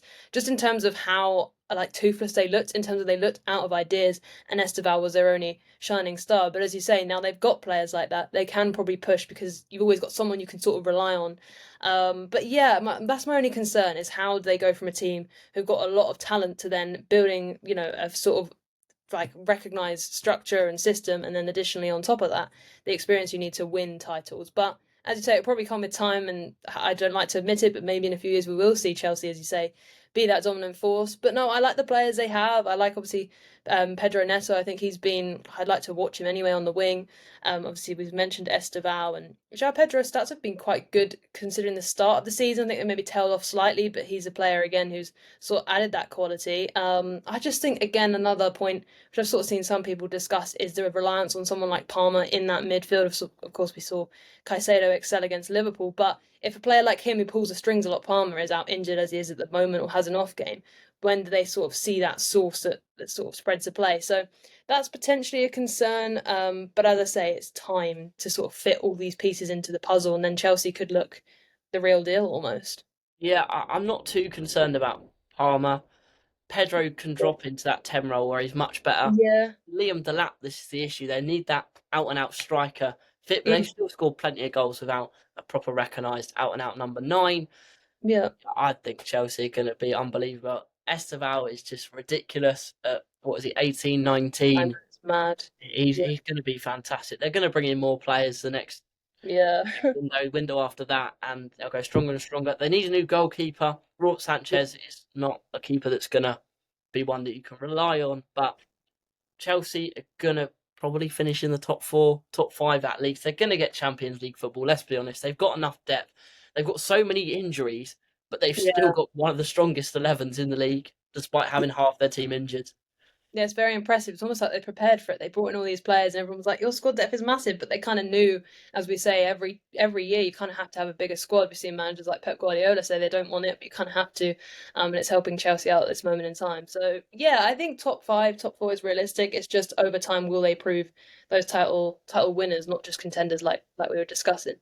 My answer is yes. Yeah, But yeah, moving on to sixth now, a team who went on a 19-game unbeaten run. So impressive. They're in their best moment in their history ever. 2 trophies, 1 major. Do you class the other one as major? I don't know. I think you do, personally. Obviously, this is Crystal Palace under Oliver Glasner. 0-0 draw against Chelsea. Good solid result. 1-0 draw with Forest. Good solid result. 3-0 win against Villa. Massive first win of the season. 0-0 draw against Sunderland. Okay, probably should be beating them in terms of them being a newly promoted team. 2-1 win against West Ham. Definitely should be beating them. But the big one here, a 2-1 win against Liverpool. Nketiah scoring at the end of the game. And then it all comes reverse and a 2-1 loss to Everton. A last-minute Jack Grealish goal to end their 19-game unbeaten run. The questions I have here, can they sustain this with Europe? Will injuries get in the way? And will Gahey's situation and Glasner's situation prove to them too much and they end up dropping off? Yeah, I mean, there's a lot of questions there and if, buts, and maybes. But I do think so. I mean, it's difficult with Mark Gahey. I'm not sure where he's actually going to go now. I think Liverpool maybe have missed the boat with that one. But yeah, it seems a matter of time till he will leave. I don't know. I mean, you shake your head, but I don't know if Real Madrid's on the cards, even Manchester City potentially interested in signing him.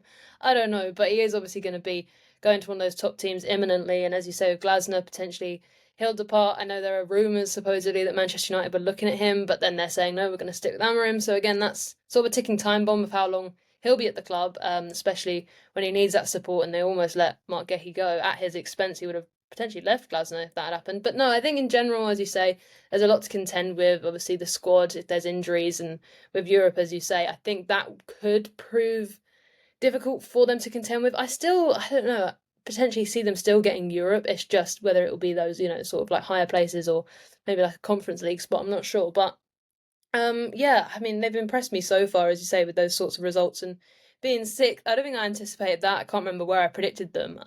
But yeah, they're doing very well, and as you say, only just ended that unbeaten run due to a late Jack Grealish goal, which was kind of a bit of misfortune from them. I think it sort of deflected off him and into the net. So yeah, they've impressed me for sure. Yeah, I mean, I personally don't think Palace are going to get European football again Mm, this season. I've seen it with Brighton. We started the season like this under the Zerbi. We played a yeah, few European games and we completely fell off a cliff with the injuries. The fixtures yeah, got too much, the fatigue. Palace's only real striker is Mateta. true. You lose him, you got issues. Eze as well, you lose him. Or Eze's gone to Arsenal, sorry. You lose Yeremy Pino's come in, has been pretty good. You lose a creative player like him. Yeah. You've got issues. Adam Wharton as well. You've got issues, but they're not going to go down. They'll finish top. They'll probably finish 12th again now in Crystal Palace and have Mm, a good European run. They can win the Conference League. Will yeah. they? We'll see, but they definitely can. Yeah, for sure. I'm not convinced on that. Again, I think actually they've got more chance. I don't know if they go out early, obviously, of Europe, that can, as you say, sort of mess the team about in terms of psychologically. But I don't know. I see them more so getting Europe, but then not winning this Conference League, which obviously we've said is definitely a possibility for them. They're one of the strongest teams in the competition. Yeah, I So mean, obviously, interesting. if they win the conference, they get Europa League. Yeah, yeah. They are probably the strongest team in the Conference League. So we Mm, shall see. They've got a interesting run of games there. They've got Strasbourg in their group, which I think can be really interesting with that Brighton link. Liam Rosenior, Valentin Barco, Julio Enciso. That'll be really interesting to watch. But yeah, Palace are Palace. They could do anything. That's the big thing here with Palace. yeah. They could go down. They could finish 12th. They could finish in the top 4. Yeah, they were quite rogue. We saw that after their FA Cup win as well. I don't think anyone anticipated that necessarily, that run. Yeah. Yeah. Now, moving into the top 5, we've got this team here I predicted are going to be in and around this 5th, 6th Mm. position. Very inconsistent. So far, I've been proved right once again. Of course, it is your club, Manchester City. I'll talk through the results quickly, give my quick overview, and I'll let you take Yeah. the bulk of it. 4-0 win against Wolves. I think that was a very, how do I say this? A luring you into a bit of a false sense of security. As I said, that Yeah, wasn't the 4-0 game. You and many other City fans thought Reinders was going to be the best player you've ever seen. yeah, Since then, he hasn't really done anything. A no. 2-0 loss to Spurs, that's typical City though, losing to Spurs. Then a 2-0 loss to Brighton, a 3-0 win against United, a 1-0 draw with Arsenal, a 5-1 win against Burnley, and a 1-0 win against Brentford. But haven't looked convincing in every game. A bit inconsistent, as I said you'd be. You'll get Champions League football. I'm pretty confident you'll get Champions League football, but it won't be via the top four. It'll be finishing fifth, and you'll stay in this position. Interesting. Sorry, I'm just struggling with my. There we go. But no, I do think with Manchester City it has been a bit inconsistent. I think a lot of fans did get carried away after that 4-0 victory over Wolves. We were like, right, title charge, here we come. And we're currently sat in fifth, so not obviously ideal. We'd like to be where Arsenal or Liverpool are, but we are closing that gap, obviously, after the result for Liverpool, that defeat finally coming for them against Palace. But yeah, I think I'm just very pleased with particular players. Of course, Reinders hasn't excelled yet, but I've seen him arrive in the box and have quite a few shots, so he's coming close. He had a really important save, I think it was against Brentford. So, if it goes in, then you're saying, oh, Reinders is getting some form and some sort of stats. So fine margins as always. But a big fine margin for me was our wingers, that sort of end product, which we didn't see last season. I wasn't very convinced on Savinho to the point that I was potentially going to let him go, which I know you and a lot of fans would completely disagree on. And, he's looked better. So maybe I'm coming around to your way of thinking of, he's got a lot of potential, I think is a big word we say with Savinho. But also it's unrecognised potential. I mean, I was going to say the same with Doku, but this season he's starting to prove that, it's not an intangible anymore. He's actually having stats and he's having a real impact. Again, the floor might come back to you and you'll say, you still don't rate Doku. But for me, watching him in the derby, watching him against Arsenal, I think he was our best player, him and Haaland, in terms of how he takes on players. And he just was completely, I think, bamboozling United's defence at times. And they had two players teaming up on him and they still couldn't keep him quiet. So that's been one of my standouts. I think a lot of fans will agree with me on that one in terms of Doku, his rise in form, so to speak, and just bravery to take a player on. It's as simple as that almost, and as difficult at the same time. And Erling Haaland, of course, I don't think we can go and talk about Manchester City without his stats. He's been incredible. We say club and country, obviously a lot more difficult for club to score, but he's doing it like it's fun. And as we said earlier, playing him in behind against United and Arsenal, he's the most lethal striker in that position. There's no question in my mind, even though I still think it's impossible to do what he does, but he runs down the end of the field and you just know he's going to put it in the back of the net, which a lot of players do fumble at. But yeah, I think in general, the only concern is obviously Rodri is a big miss in terms of he hasn't hit that same height, I think. But what I've seen recently of Nico Gonzalez is starting to turn my head in terms of this is a player who can put in consistent performances, which is obviously going to be a great relief because I think a lot of fans were concerned if Rodri doesn't come back as he is, that's a big drop off. City always get results when he's in and don't when he's out. But I think Gonzalez is starting to impress me more. He moves the ball quickly, he's sort of learning what Rodri had to in his first season in terms of the tempo is so quick you can't hold the ball too much. And yeah, he's got great ball playing abilities. The defensive screening, I don't think anyone's ever going to match up to Rodri, but you never know with time. And yeah, last point, sorry I'm rambling here to touch on is O'Reilly and Kusanov at fullbacks. Again, I think me and you have differing opinions on these two, but I do really think they've impressed me more so than I thought. I mean, I'm always someone who's a bit like I want experience over youth. Again, I think we differ in that. But they've both really impressed me, especially for their young ages. And playing in fullback roles aren't really their own. Kusanov, I guess, more of a centre-back. O'Reilly, more of a midfielder. But they both filled into those roles, and I think Aït-Nouri's going to struggle to come in at left-back after the performances we've seen from O'Reilly. So yeah, all commendment to them. I mean, they did so well against Arsenal. I think O'Reilly really had Noni Madueke for most of the game in his pocket. And yeah, I think we were unlucky. Not necessarily unlucky. I think that second half Arsenal did attack. But I was happy with the way we played throughout most of that game, especially considering the momentum Arsenal had and that our team isn't the best it's been for a few years, so supposedly. So no, I'm pleased with how we're building. That result against Arsenal is important. Obviously got Liverpool, I think, in November, so that's going to be a tough game in the next few weeks to really test ourselves. But obviously they're not in the best moment either, so yeah, I'm pleased. And last thing, sorry to touch on, Donnarumma as well, I think is a real difference maker I've just put here. Just in terms of, I think, psychologically for the team, like, we just seem more assured. Obviously, he's got big shoes to live up to, and I think Edison is superb. I'm not forgetting what he's done for us, but in terms of Donnarumma coming in, He just seems to be quite confident, vocal as well, commanding presence from corners, which is vital with the way teams crowd you out. But yeah, he made a slight error. The only error I've seen from him so far, which is quite impressive to say, there's just been one, was against Brentford where the ball almost went in the back of the net. But in general, his shot stopping has really impressed me against United. He saved against Mbuemo. Same with Brentford as well. He denied Thiago, I think it was. So yeah, I can't really complain at that. I had concerns about him and his distribution, but he hasn't really, in my eyes, put a foot wrong too much. But maybe that's more so because we're playing out from the back more. But yeah, that's just an overview. I think City are going well. My only concern is the inconsistency, as you say. I don't think we're going to go on the rest of the season without another loss. We've already lost 2, so that's the worry. But in general, I'm pleased, as I say, with the players that we've got and how they're faring. Yeah, I mean, we'll touch on 3 things for me that you mentioned. Doku. Yeah.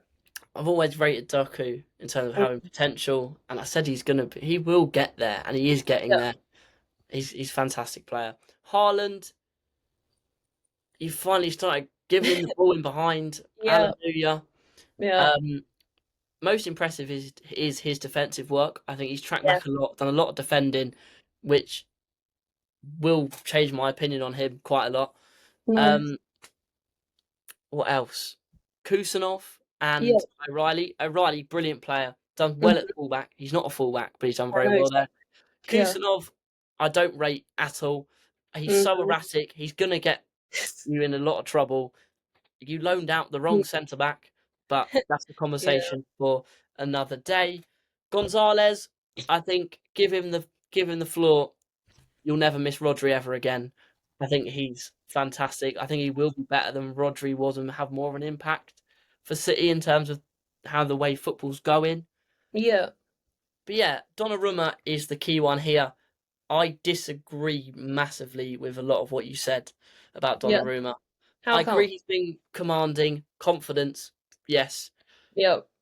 He did his best to throw it away against Brentford with that Not mistake. intentionally, though. Not intentionally. You say it like he planned, like he put a bet on Brentford to draw. No one's ever going to intentionally lose a No. game. He did his best to throw it away, literally and the sense of the word. Some Yeah. really shaky moments from him so far. I think you look a lot more shaky with him than you ever did with any of your past goalkeepers. And I would be starting James Trafford. Oh, I completely disagree. I think if you watch Donnarumma week in, week out, I think every single fan, every single player on that pitch seems so much more confident with him. And the back line just are always hugging him. He's sort of a big presence in terms of any save he makes, anything. I think he's just a born winner, really. You saw that at PSG. I think the only reason they really wanted to let him go was maybe his age, but also his wages. I don't think they ever wanted to let a world-class keeper like him go, which says something about them obviously being They wanted champions it of gone. many things. Yeah, but why? I thought it was to do with his Does that not wages. say a lot? That they wanted him gone. That arguably the best team in the world wanted him gone. The story came out, it was his wages. They weren't willing to pay what he wanted, and he was like, I want this specific wage. So then they were like, okay, you can go. We don't want you. It's a bit like the Ryan Cherky situation. I said to you, there's a reason why City were the only team. But Man United wanted Donnarumma. I'm sure there were other teams who would love to have Donnarumma. Every club in the Premier League pretty much want him if they could. If he was that good, the best team in the world would match his wage. Oh, sorry, that's the mic. Yes, potentially. I think that is a factor, as I said, maybe age, maybe direction of the club. They wanted someone else. It's not like I do still think he's one of the best for what he does, and I don't think he's made many errors bar that one against Brentford, from what I've seen of him. And we're tending to bypass his weaknesses anyway. Yes, I'm not saying there aren't any. I do think his distribution is potentially one, but I don't think we've needed that, which almost just shows Pep's adapting, which is another thing people don't believe. But, so yeah, I don't think I've got too many concerns about Donnarumma at this moment in time. Of course, there's still plenty more games to go. Yeah, I think it'll cost you quite a few points this season. But the Pep adapting thing is really interesting. I agree he has. We have seen him play a different style of football, and I think that's caused a lot of City fans to have to backtrack on a lot of stuff they said about Arsenal.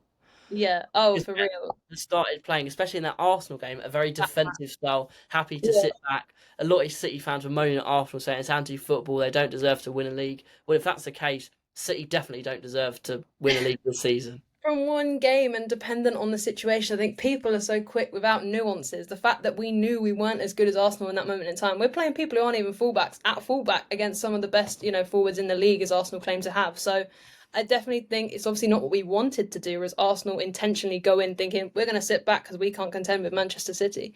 Whereas I think when you look at Man Exactly City, what you just said you did. yeah, we did because of the circumstance, but I think Arsenal, you're going for a league title and admitting you have a great team and then still sitting back against us. I think Manchester City knew that they had a lesser team. Arsenal never wants to admit that, I don't think.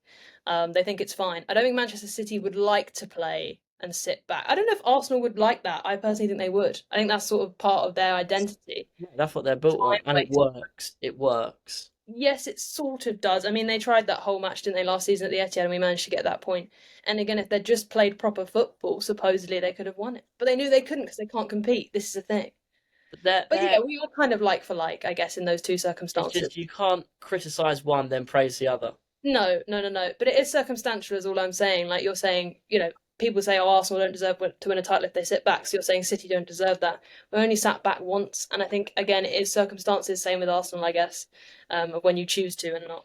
But I But don't know. Yeah, we did sit back, which shows how good they are. But I still thought we were very close to winning despite sitting back. And our first half was particularly impressive, I thought. I mean, you were on. Well, I mean, this is another thing for Donnarumma. The Yeah, Martinelli goal was so avoidable. Why is he coming out in that situation? yeah, but You're I gonna get also kicked. feel like it's the back line. Basically, they all pushed up because obviously that's Yeah, what they it doesn't naturally do. help. Yeah. But they didn't need to push up. And it's learning, it's tiny things like that. Ruben Diaz has said it. We're ironing out things in these early stages. So, as I said, with all the different players that I've mentioned, I am confident that we are building something good, I think. But we'll see. We can have this conversation all day. We could, But we we'll could. move into the team Yeah. that's probably been the most impressive team in the league in terms of Mhm. surprising people. They sold a Yeah. lot of players, a lot of key players in the summer. We thought Yeah. they were going to be not going down, but in the bottom half of the table. They lost their opening game of the season 4-2 to Liverpool. Mm. Two big goals in there from their star player. They did concede two late goals. Then a three-game winning streak. 1-0 win against Wolves, 1-0 win against Spurs, 2-1 win against Brighton, then two draws, 0-0 with Newcastle, 2-2 with Leeds, and then a 3-1 win against Fulham. That is Bournemouth. All I can say is, wow. Iriola. Wow. I mean, Semenyo won't be there for too much longer, to be honest. It screams a United 70, £80 million bid in January. But if they can keep hold of him for the full season, as well as Cliver, Evan Nilsson's been pretty good as well. The defence has been a lot more solid than I expected. Yeah. They could get European football. And I said it at the end of last season and the season before. Bournemouth are a team. They invest well. They do transfers very well. They have a good young progressive manager. Give it a few years, they'll be getting European football, and that could be this season. Yeah, it could be. As you say, they're in fourth, which is incredible. And yeah, I don't know how they do it. As you said, they've lost quite a few key players, Zabani, Hoyson, and obviously Kirkez as well. And yeah, I just think they're very impressive, as you say, Evan Nilsson, Cliver sort of helping out. I mean, Evan Nilsson's only had, I think, one goal and one assist. So trying to play Solanke, they're sort of doing it as a team, and obviously they distribute that load. I mean, I like Semenyo. I don't know. Again, he's a divided opinion player, but when I watch him, I like him. Obviously, not always consistent, but I think if he grows into that, that's another factor for Bournemouth, a player they've obviously kept a hold of. And yeah, Ander Areola, as you said, Manchester United must, even though they're saying that they're wanting to stick with Amram, they must have him on their radar because the fact they've lost that many players and they're still managing to be above Manchester City, Crystal Palace, is really impressive. I don't know if they'll finish in. Well, they must finish in Europe potentially this season, but obviously where they are now, you don't see them finishing in fourth. But in that top eight, yeah, I could see it for them if they continue in this way. Yeah, I think they will get Europe, and I'll be very Yeah. happy if they got Europe. Yes, there's Brighton, Bournemouth, South Coast rival. Oh, it's so Mm. rubbish. We don't really, neither of us care that much about each other. No. I'd be very happy to see a team like Bournemouth get European football. Yeah, it'd be an incredible success story. One of the biggest successes the Premier League's ever seen. Yeah, surely. Especially with the fact that they've lost so many players. Yeah, I I mean, think so. number one is Leicester, yes, Yeah, yeah, yeah. but And then 93-20? No, I'm joking. we're not Bournemouth's not going to be anywhere near Leicester in terms of that No, win, but they're up yeah, there. They're going to be up there if they get European football. But there's not really much to say on Bournemouth. There's been no negatives really. no, Even though they no. lost to Liverpool, Semenyo still scored two goals and looked world class. Yeah, Grinded out wins in games that they've not played the best in, which is a sign of a very, very good team. And they're not doing it week in, week out, which isn't sustainable, like Brighton are kind of doing at the moment, not playing the best, but still getting a couple of wins here and there, a couple of draws. Yeah. Bournemouth, yeah, just wow, Bournemouth. If you get European football, I'll be very, very happy. But now into third, a team I said I have blinded faith in and predicted them to finish third. You disagreed. A lot of people disagreed with me. Tottenham, under Thomas Frank, start the season very well. A 3-0 win against Burnley, a 2-0 win against City. I mean, Spurs always beat City. It kind of happens.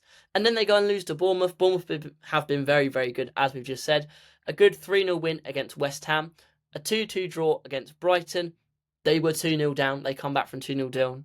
Big result there. They didn't play the best, but they still grinded out a point. Again, sign of a good team. 1-0 draw with Spurs. They played well. They were unlucky.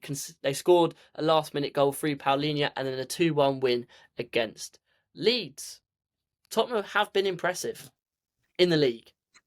Yes, yeah, no, they definitely have. I mean, I always draw on João Paulinho, who actually scored against Manchester City in that win. I mean, their whole midfield was particularly impressive that game where they outran cities and yeah, just dominated really. But João Paulinho is a big part of that. Obviously, a signing on loan. I think they're looking to make that a permanent move because he's just been so good in that sort of defensive and holding midfield role, and yeah, just seems to add balance to them. And I think yeah, it just really commendable move. Obviously, I was going to say signing, but it's not signing yet. But yeah, Mickey van der Ven at the back, I think, is always worth an honourable mention. You know, he can help out offensively as well as defensively. And yeah, Brennan Johnson as well, back-to-back goals I think he had against Manchester City and Burnley. So another player who sort of can come up with the goods. Obviously, Kudus is a signing. I don't know what Spurs fans have thought of him, but I thought he's been a real, asset to them so far. And they just seem to have improved defensively. I've got a stat here about their XG even slightly reducing, something that has now come in under Thomas Frank in this sort of recognised shape. Is it 3-5-2, I believe, which just seems to be working so well for them so far. But yeah, it's not a surprise to me. We said this when we found out that Thomas Frank had been appointed the manager. This looks like a good match, and it's something that can potentially push Tottenham as high as you predict them to be in third, which they are now. I think I said fifth overall, which I think I could be right. They do have a bit of an inconsistency. They tend to beat City and then they lose their next match, and we saw that was the case, although against, as you say, a really strong Bournemouth side. But yeah, I think in general, as long as they can get the consistency, which is something I think has always been a problem at Tottenham, then they're a really strong outfit. Yeah, I think Tottenham will finish in the top four. Yeah. They're so good under Thomas Frank, and I think it's sort of a sign of this more defensive, counter-attacking style of football is becoming more prominent, as we'll see with Arsenal in a minute. If you get it right, I know West Ham under Nuno, not been the best so far, but once they build, I think they'll be fine. But yeah, Tottenham have been very, very good. No concerns really at the moment. They did have that draw in the Europa League against Bodo Glimt, but they did come back. Again, a sign of a good team to get a result even when you're playing poorly and losing. Not much else to say on Spurs, really, to be honest. They'll be much better than they were under Ange for the rest of the season, that is for sure. Now into second, a team that went in the league 5 wins in a row, scored so many late goals at the start of the season. Clutch FC, I coined that one. It is Liverpool, a 4-2 win against Bournemouth, 2 late goals there, a 3-2 win against Newcastle, a late winner there in the 90 plus 10 from Rio Ungamoa, a 1-0 win against Arsenal, a late unbelievable Szoboszlai free kick, a 1-0 win against Burnley, a very, very late added time winner from Mohamed Salah, and a 2-1 derby win against Everton. And then they lose 2 in the league in a row. 2-1 against Palace, conceding very late in added time, and 2-1 against Chelsea, conceding late in added time. Their fortunes have kind of flipped. Yeah, 100%. And I think it kind of is a microcosm for the fact that they're not good on the transition at this moment in time. They seem a bit exposed at times, those defensive frailties, trying to get that balance. And that was kind of, as you saw late on, they sort of get exposed on the transition and not seeing out those results. Very similar to how they were winning games late. They've now conceded late. So yeah, their kind of fortunes have come and hit them, and yeah, not in an ideal way. Obviously, international break potentially helps them a little bit, stops that bad run. And I think Arne Slot's a great manager, very adaptable too. So there's no doubt in my mind they'll definitely continue to be title contenders. It's just, is this Arsenal's year, as people are saying? And Manchester City will always be in and around, and talk about Chelsea. But no, I think with Liverpool, it's just an interesting one. I don't know if their fullbacks have really settled in just yet. I think it's Kirk has been in and out of the team, or Frimpong, not sure which one. There's sort of concerns there, and yeah, it's just adapting to a top side. And yeah, I think even with Van Dijk, I've sort of seen people saying his levels have dropped, and you can't really argue with that. With the Chelsea defending for Caicedo's goal, he sort of backs off, backs off, backs off, and then he can score. So that's just a concern I think me and my dad personally had with Van Dijk and Salah. As time goes on and they extend those contracts, you're thinking, have you kind of outran your course and you're extending a bit too long? We're seeing Salah sort of drop off in his form. One goal this season. Obviously, Wirtz hasn't hit the ground running as I anticipated. I think both you and I thought he's potentially a contender for player of the season. If he continues in this form, he won't be in that conversation. 0 goals, 0 assists. But it's all about time. And I know you'll probably come on to Wirtz and say he's had a good few performances. So it's more about watching the player than just the stats. But so far, obviously not been as emphatic as we'd like initially anticipated from him. But yeah, I just think Liverpool have kind of, the results have helped them to look maybe better than they are in some ways. I'm sure some fans may even agree with me. Liverpool fans will say they've been lucky to get the results, and now the actual losses are coming, which maybe match the performance. So yeah, I'm not sure. They're hard to crack at the moment, but I think it's a lot of adapting. I mean, Szoboszlai is very versatile. I think he's a player to definitely mention. He played at fullback against Arsenal and completely contained Martinelli exceptionally well. I think, and Gary Neville, who obviously doesn't want to commend Liverpool in any stretch of the imagination, had to just because of how good Szoboszlai was. He's an asset to them. Gravenberch is hitting new heights in midfield for them. So I have no doubt they have the quality. It's just, I guess, time, and obviously it doesn't help when your top player last season, Salah, is sort of missing a little bit. Yeah, I mean, I completely agree. The Salah thing, Van Dijk thing, they are dropping off a little bit. I think the interesting thing I saw was Isak. He Yeah, doesn't scare me like he did in a Newcastle shirt, and I 100%. feel a lot for Ekatike because he was so good at the start in those first Yeah, few games, and Isak's come in. They're going to rotate them. Isak's going to have to start. You don't spend 100 and whatever 25 yeah, million on a striker and have him on the bench. But I don't know. Liverpool are going to finish in the top four. yes. Pretty certain about that. Top probably be top two. Let's be honest here. Can they Mm. win the league? We'll see how they go, how they react to these two losses. But they're still an exceptional team. And once Isak settles, he probably will be a scary player. Wirtz, as Yeah, you say, the goal contributions hasn't been there, but no, he's played well from what I've seen.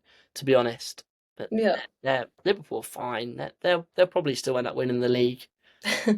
Yeah, we'll see. I mean, it's Arsenal. It's always Arsenal's year, isn't it? We'll just have to see. Is But it I their wouldn't year? discount. Yeah, pardon. Is it their year?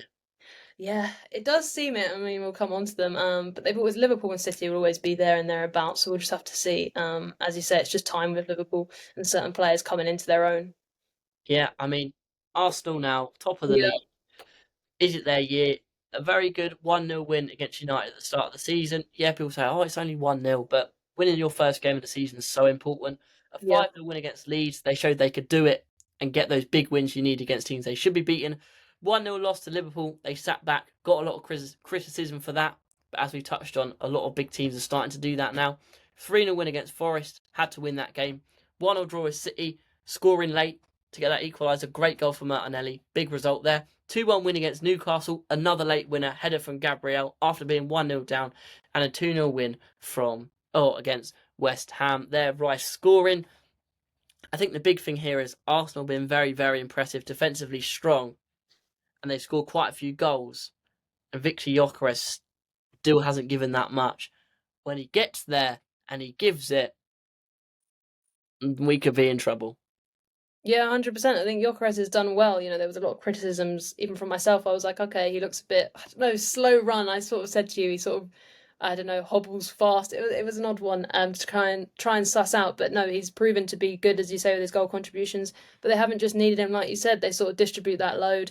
Gabriel's always a threat. I mean, that's how they got that win, didn't they, late on against Newcastle? So a vital win there. And I think a lot of people talk about that and maybe hype it up a lot. But I think that kind of deserved its gravitas because that's a massive game to go and win at St James's Park. And you need to do and get results, like that if you're going to win a title. So no, all signs are really positive for them. As you say, they're defensively strong. That's always been a really strong point for them. They're good at set pieces. That'll always be a threat of theirs.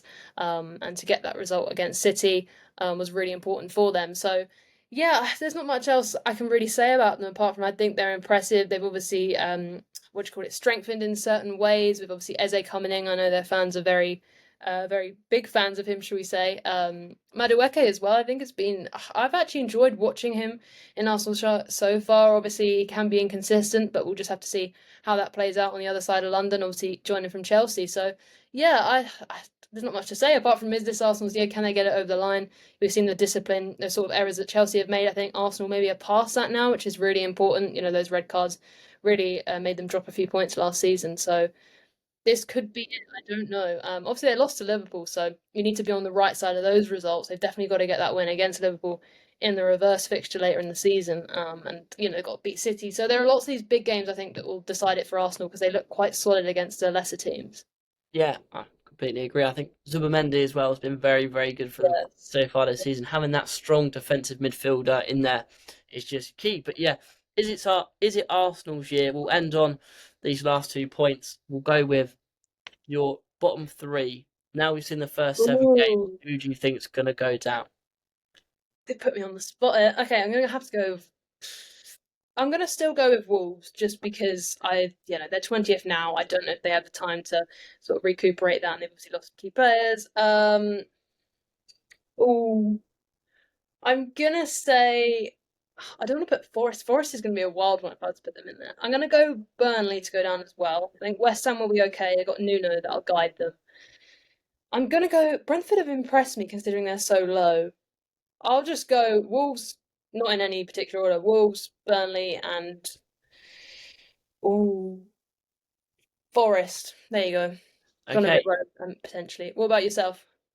exactly the same three. Oh, really? It took me so long to deliberate, and you're just like, yeah, Yeah, certainly. I think Forest depends Yeah, on Ange and who they yeah, bring. If they bring in Sean Dyche, we'll that's see how that goes. true. Yeah, But at the moment in time, if they stick with Ange, I see it going very badly. But yeah. the final question, is it Arsenal's year? Now you've seen the first 7 games of the Premier Yeah, League. Who is going to win the Premier League 25-26? I've got a personal investment here, haven't I? So it's really difficult for me. A lot of City fans actually think we can win it, but I said Liverpool at the beginning when we did our Premier League predictions. I never like to back City because I'm not too confident in my own team. But Arsenal don't convince me either, which contradicts what I just said. So I'm gonna go. Yeah, fine. We'll go with Arsenal. Why not? Okay, But I think City will be in and around it. okay. What about Should yourself? I stick with my blinded faith in In Tottenham? Liverpool? Oh, that's true as well in Tottenham. Yeah, I you said think they, Liverpool, didn't you, in our predictions for first? yeah, the Third. Liverpool. I think it could be Arsenal's year. I'm Yeah. always going to throw Chelsea in the mix Okay. because I think they're such a good team, as I say. But Yeah. I think Tottenham have more of a chance to win it than people are giving them. Yeah. But we'll go with Arsenal. I think it might be, as I said, once Gyökeres has been good, but once he gets firing, they're going to score even more goals. They're going to have that defensive stability and that goal scoring threat, and they are. I hate to say it, and you're going to hate to admit it, but they have the Yeah. perfect team. They do. Yes. They don't have an Erling Haaland though, but no, in terms of the stats, I don't know. I'm always gonna, in my heart, think City have a chance. So I'll put that out there. Like you're throwing out Chelsea as a wild answer, potentially City's a wild prediction. But I do think with our experience, but no, I'm gonna go Arsenal to be sensible and say Yeah, they're gonna finally get it over the line. City always have a chance, but Yeah, exactly. I mean, are we going to throw in a Bournemouth and a I Palace? wouldn't for a title, for a title, but I could be wrong. You never know. Crazier things have happened. Yeah, but yeah, I think that is everything. Thanks for coming on once again, Annabel. A nice long hour and a half, 90 minutes. We're into added time now, about 3 minutes. But hope you enjoyed watching. I will see you next week for a tactics video. And then we've got Arsenal away in the Caribou Cup. There'll be another vlog for that one. It's probably not going to be 6-0 again, unfortunately. But we got a nice big away end. The whole end, 6K, is going to be a fantastic vlog. But yeah, I'll see you very, very soon. Thanks for coming on, Annabelle. You know the outro by now. Do it with me. Adios.